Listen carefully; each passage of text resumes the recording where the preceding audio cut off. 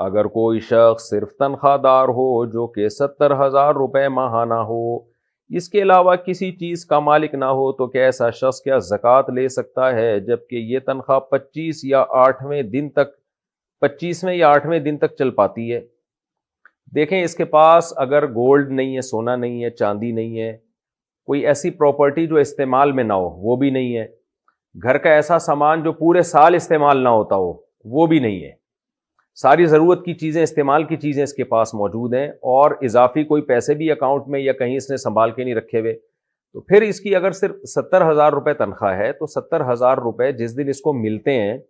اس دن تو آپ اس کو زکوٰۃ نہیں دے سکتے۔ وجہ اس کی یہ ہے کہ 52.5 تولہ چاندی کی قیمت 70,000 کے لگ بھگ ہی ہے،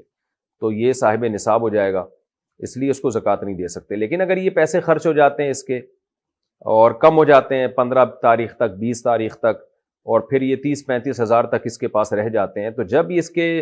52.5 تولہ چاندی کی جو بھی مارکیٹ ویلیو ہوگی اس سے کم اس کے پاس رقم بچے گی تو پھر آپ اس کو زکوٰۃ دے سکتے ہیں۔